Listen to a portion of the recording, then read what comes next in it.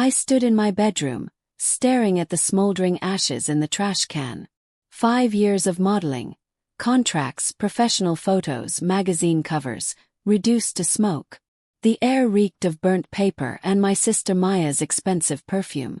"It's for the best, Olivia," my father said, his hand resting on Maya's shoulder. "Her therapist said your career is triggering her depression." Maya couldn't meet my eyes. We were identical twins, but only in looks. I had chased my dreams straight out of high school. She had struggled with self-image, with failure, with me. "You burned everything?" asked voice steady. "Even my backup drives." "All of it," my mother answered from the doorway. "Maya needs a clean slate. Your success is complicated for her." I reached into the trash and pulled out a half-burnt photo of me on a local magazine cover. The corner curled into ash as I touched it. "Did you at least save my light agency contract?" I asked, though I already knew the answer.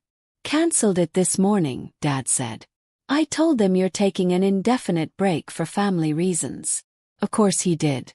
He'd been my manager since the beginning, handling my money, my contracts, my future. I'd been naive to think he ever had my best interest at heart. "I'm sorry, Liv," Maya finally said, voice barely a whisper. "Watching you succeed while I'm stuck, it hurts. Mom and Dad are just trying to help me."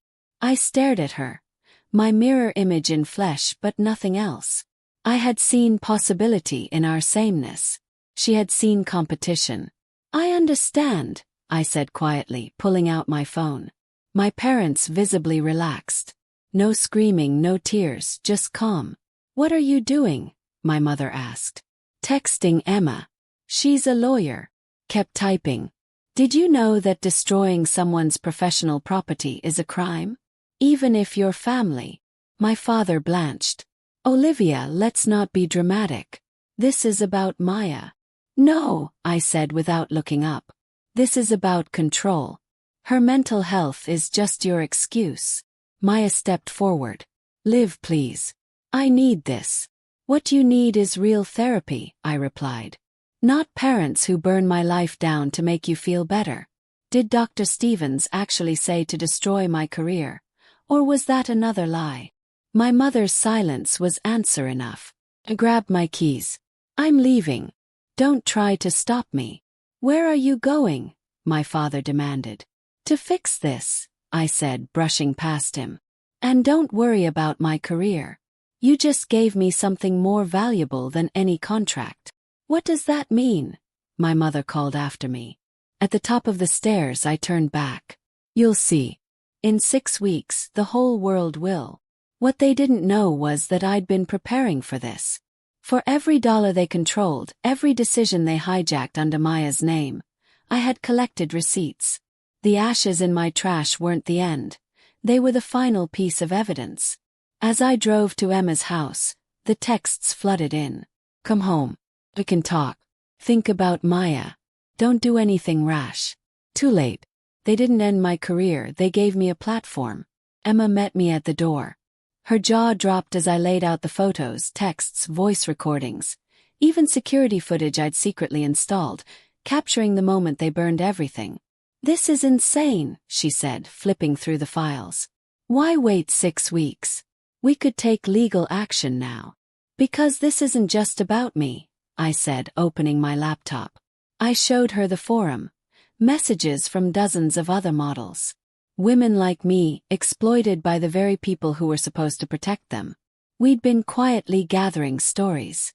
Now we were ready to go public. All at once. 3 days later, I moved in with Emma and set the plan in motion. More messages came.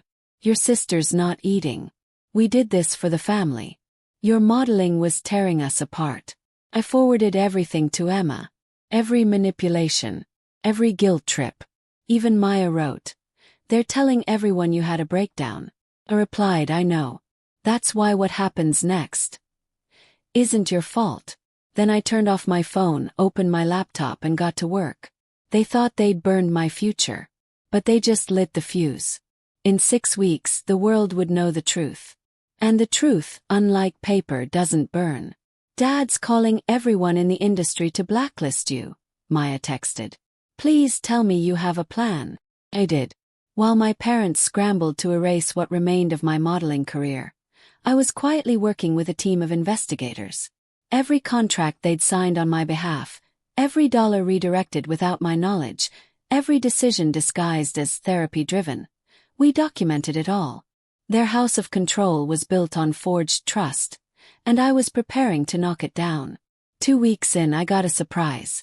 Maya showed up at Emma's door, looking small, nervous, haunted. I went to Dr. Stevens, she said, stepping inside. I told her everything. What they did to you. She was horrified. She never suggested anything like this. I made us tea. Her hands trembled as she held the cup.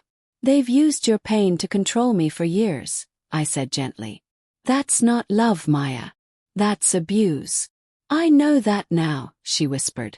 Dr. Stevens helped me see it. She said she's willing to testify if you need her. That was the first real crack in my parents' carefully constructed narrative. The very therapist they claimed had recommended my career be burned. Now ready to stand against them. By week 4, the story had begun to take shape. A major digital magazine wanted to publish the expose. 20 models, each with their own story of family exploitation. My burned portfolio became the anchor, the symbol. My parents must have sensed the shift. Their messages shifted from guilt trips to full-blown panic. Whatever you're planning, please reconsider. We can rebuild your portfolio. Think of the family name. Maya, growing stronger in her own healing, forwarded screenshots of their frantic attempts to contain the damage. They had discovered our investigation and were scrambling to cover their tracks. Too late, Emma said, calmly flipping through documents. We already have everything. By week 5, a cease and desist arrived. A lawyer, hired by my parents, threatened legal action for defamation. Emma read it, laughed, and forwarded it to our contact at the magazine. They really think they can threaten you into silence. With this mountain of evidence. That evening, I sat in Emma's home office, reviewing the final draft. The editors had fact-checked every claim. They'd interviewed the other models, spoken to therapists, and confirmed the pattern of parental manipulation disguised as care. Maya called. They know something's coming, she said. Dad's been calling everyone, trying to find out what you're doing. Are you ready? Yes. There was a long pause. I am, she said. Dr. Stevens says telling the truth is part of my healing too. As week 6 began, I sent one final message to my parents. You burned my portfolio to silence me. Instead, you gave me a better story to tell. Watch for it. Their response came fast. Don't do this to your sister. But it was too late. Maya had written her own piece, bravely, honestly, describing how our parents used her mental health as a weapon against both of us. Everything was in place. In 7 days, their mask of protective parenting would go up in flames, just like my portfolio. They thought they were ending my career. They were actually launching it. Not the way they wanted, but exactly the way it needed to be. Monday, 9 a.m. The story went live. Family control in the modeling industry.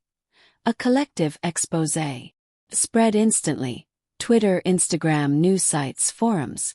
My face and Maya's side by side. Identical twins telling 2 sides of one powerful truth. By 9:05, my parents' phones were blowing up. By 9:15, their social media was in chaos. By 9:30, local reporters were circling the house. I sat beside Emma, watching it unfold. The article hit harder than we imagined. Our story was the catalyst. The hidden security footage of my portfolio burning became the symbol of the movement. Your dad's law firm just suspended him, Emma said, glancing at her email. Apparently, forging financial records and destroying contracts isn't a good look for a senior partner. I didn't smile. Not yet. This wasn't revenge. This was truth. And truth, once lit, burns brighter than anything they tried to destroy. My phone buzzed with a message from Maya. They're losing it. Mom's sobbing about the country club. And Dad's threatening to sue everyone. But I'm okay. I'm with Dr. Stevens. The article hadn't just exposed our parents. It had ignited something bigger, a reckoning. Industry insiders were speaking out. Former models, agents, even managers were coming forward with stories of coercion and control. The agency my father tried to blacklist me from released a public statement not only supporting me but announcing new policies around family involvement in management. At noon, my parents broke their silence. You've destroyed this family. Hope you're satisfied with your revenge. I showed the message to Emma, who was drafting our next round of legal filings. Still making themselves the victims, she said, shaking her head. Still no acknowledgement of what they did. That evening, Maya arrived at Emma's house with a cardboard box in her arms. Found these in their home office, she said, setting it on the table. They were trying to shred everything. I got there first. Inside were folders of financial records. More damning than we imagined. Years of diverted payments, unreported income, hidden accounts. Contracts declined without my knowledge. Opportunities they buried because they didn't want me becoming independent. There's more, Maya said, her voice stronger now. They used my therapy fund to pay for their vacations. Dr. Stevens helped me trace it. She looked me in the eye. I'm pressing charges too. By the end of the week, the fallout had reached far beyond us. Investigations opened into family-managed careers across the modeling industry. Other models were speaking out, seeking audits and legal protections. My burned portfolio had become a symbol, proof that silence doesn't equal consent. Then came one last attempt at damage control. A request through their lawyer, a family meeting. Promises to make it right, if we agreed to retract the article. Maya and I showed up together. We sat across from them in a cold conference room. The power dynamic flipped. They looked smaller. Our father slid a folder across the table. We'll rebuild your portfolio, he said. Set up new contracts. We'll even step down as your managers. I didn't touch the folder. I stood instead. This isn't about a portfolio, I said. It's about how you used Maya's health to manipulate me. How you stole from me. How you made us feel like enemies just to keep control. Maya rose beside me. And how you taught us to measure our worth through your approval, only to use that against us. We left them sitting there, surrounded by empty promises and shattered authority. Outside, the press wasn't waiting for scandal. They were waiting for a story of resilience. A month after the article dropped, I stood in front of cameras again, but not as a model. This time I was speaking at an industry conference about family exploitation and systemic abuse. Maya stood next to me, finally ready to share her truth. How mental health can be weaponized when care becomes control. Meanwhile, our parents were under legal, financial, and professional scrutiny. Their reputation, once untouchable, had crumbled. Their image burned as completely as the photos they thought would silence me. They thought destroying your photos would erase you, Emma said as we got ready for another event. But they made you unforgettable. Maya reached for my hand.